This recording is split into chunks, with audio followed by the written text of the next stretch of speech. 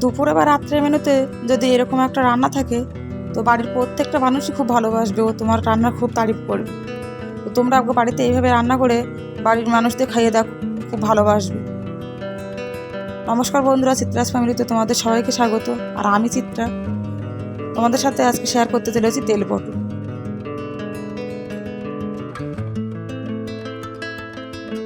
তেল পটল রান্না করার জন্য আমি এখানে দেখো 3টে পটল নিয়ে নিয়েছি। আর পটলগুলো ছিঁড়ে নিয়েছি, নিয়ে দু মাথা এরকমভাবে চিড়ে নিয়েছি। এবার পটলটা ভেজে নেওয়ার জন্য আমি দেখো কড়াইতে তেল দিয়ে দিলাম।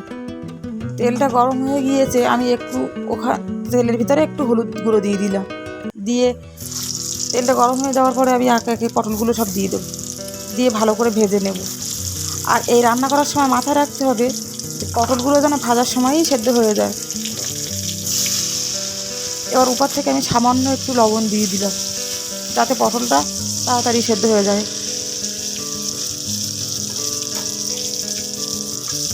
তেল পটলের জন্য এখানে আমি যে মশলাগুলো নিয়েছি দেখো, এখানে আমি নিয়েছি জিরে বাটা, সর্ষে বাটা, আদা বাটা, পেঁয়াজ বাটা আর রসুন বাটা। তো পটলগুলোর আমার এক পিঠ ভাজা হয়ে গিয়েছে, আর অপর পিঠটা আমি উল্টে দিয়ে দিলাম।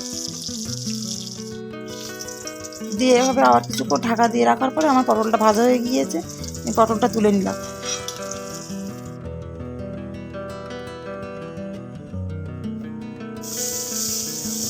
পটল ভাজার তেলে দেখো আমি পেঁয়াজ দিয়ে দিয়েছি। যে মশলাগুলো আমি রেডি করে রেখেছি আমি একে একে সবগুলো দিয়ে দেবো। দিয়ে এরকম 3-4 মিনিট মতো আমি নাড়তে থাকবো, নেড়ে নেড়ে মশলাটা যতক্ষণ না পর্যন্ত রান্না হচ্ছে ততক্ষণ পর্যন্ত আমি এভাবে নাড়তে থাকবো। এবার দেখো আদা বাটা দিয়ে দিয়েছি, রসুন বাটা দিয়ে দিয়েছি, সর্ষে বাটা,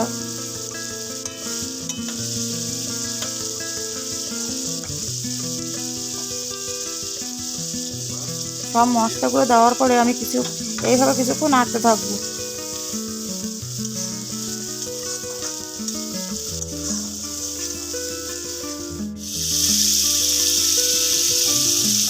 তার উপর থেকে আমি একটু লঙ্কার গুঁড়ো দিয়ে দিলাম, একটু লবণ দিয়ে দিলাম। আগে একটু পটল ভাজা লবণ দেওয়া আছে সেই কারণে অল্প করেই দিলাম, স্বাদ মতো লবণ আর কি।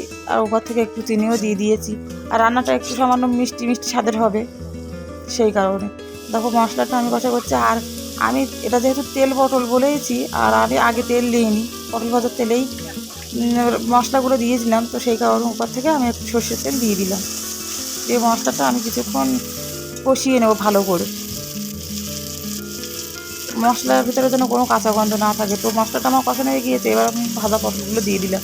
দিয়ে ভালো করে নেড়ে চেড়ে ভালো অনেকক্ষণ ধরে আমি পটলগুলো মশলার সাথে ভালো করে নাড়তে থাকবো।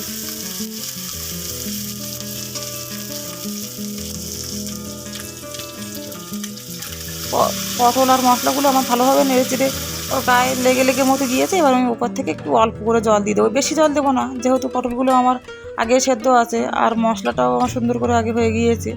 তো দিয়ে আমি একটু কিছুক্ষণ 2-3 মিনিটের মতো ঢাকা দিয়ে দেবো।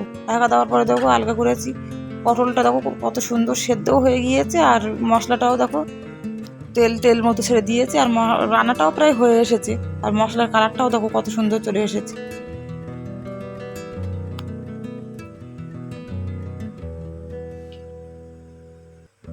আর উপর থেকে আমি একটু গরম মশলা দিয়ে দেবো।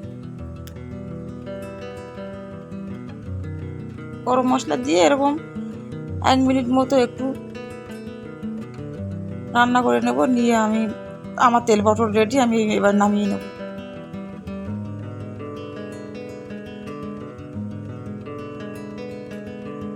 আর রান্নার গন্ধটাও কিন্তু সুন্দর বেরিয়েছে। তো আমার তেল পটল রেডি, আমি নামিয়ে নিয়েছি। আর দেখো কত সুন্দর দেখতে লাগছে।